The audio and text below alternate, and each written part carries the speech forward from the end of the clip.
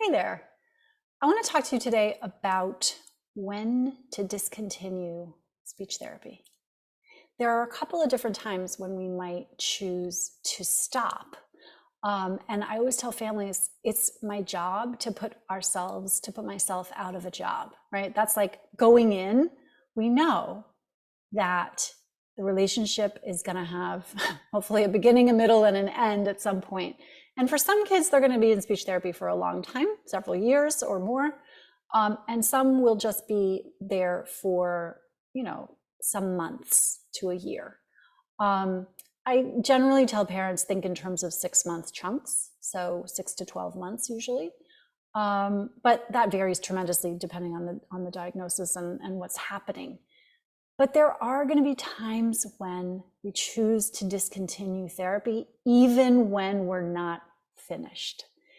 And so I want to tell you a story about a little guy who I saw who was a late talker, was not talking.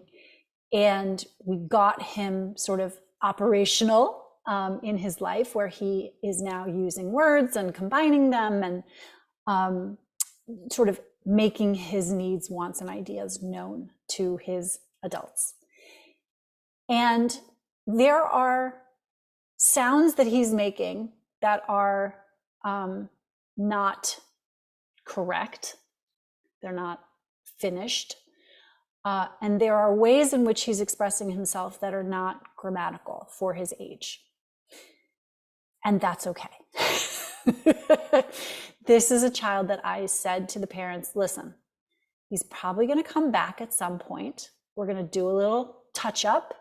We're going to do a little reconfiguring at some point, maybe, or maybe not. We don't know. We can't see the future. But right now, his speech and language abilities are tracking with what he needs them for. And we don't need to be here every week hammering a dead horse, beating a dead horse, right? So that was one instance where we press pause for a minute, and it's okay.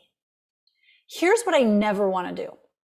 I never want to get a child sort of up and rolling with some new abilities in speech language therapy, and then let them go off on their own too soon. So that is something I'm always taking a look at, is like, okay, how are you using the skills that we're learning in therapy? Are you taking those out into the real world?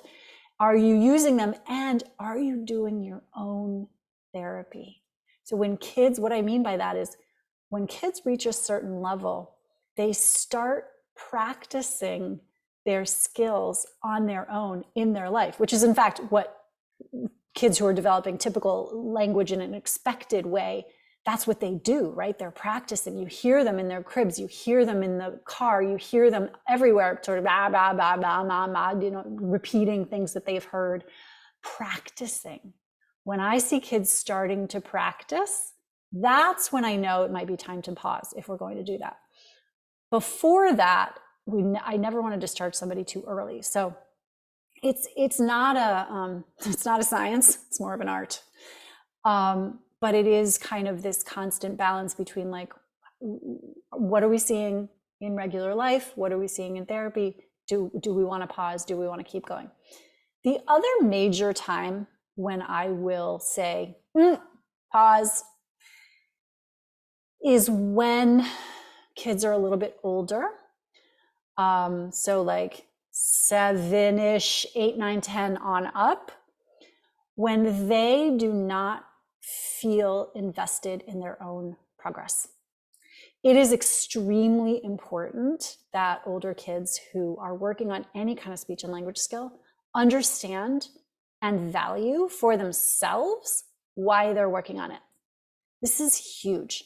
You're mostly parents watching this, right? Your belief that it's important is only going to go so far for children of a certain age. So when they're young, your will reigns, right? which always made it for me a very, very great time, which is like, I get to decide and I know what's best for you, and life is so easy in some ways, and in other ways not. Once they get older, we, the speech therapy team, the speech therapists need to have their buy-in, the kids' buy-in, not yours. And so there are going to be times when, and I've done this multiple times, my therapists have all done this multiple times, when we go to a parent and we say, you know what? Yes, we do have this sound that we need to work on. Yes, we do have these verb tenses that we need to work on. Yes, there is a vocabulary thing happening here that we want to work on. And now is not the right time. And so we're going to press pause. We're going to see what happens. We're going to monitor. We're going to watch and see. I never recommend a wait and see. I always do a watch and see because we want to be active about it. And you're going to come back when the time is right and not before, because then we're just wasting everybody's time and effort and money. And it's pointless to do that because we're going to get kids who are repeating errors and practicing mistakes rather than kids who are wanting and believing and knowing that what they're doing is important and that they're going to learn something new and be able to take it forward in their life, and that it means something to them. We have to trust older kids' self-knowledge at some level and their sense of agency and control. And so there are going to be those have also been times when I've been like, you know what? Yes, this has to get done, but we're just not going to get it done right now, and it's okay. We'll come back later. So those are two scenarios kind of on either side of early childhood, when sometimes we just press pause and it's okay. And I also gave you one scenario where obviously we don't want to press pause because we haven't reached what I think of as cruising altitude. But once we reach cruising altitude, or we see that like, not going so well over here, it's totally okay to take a break. Until next time, take care.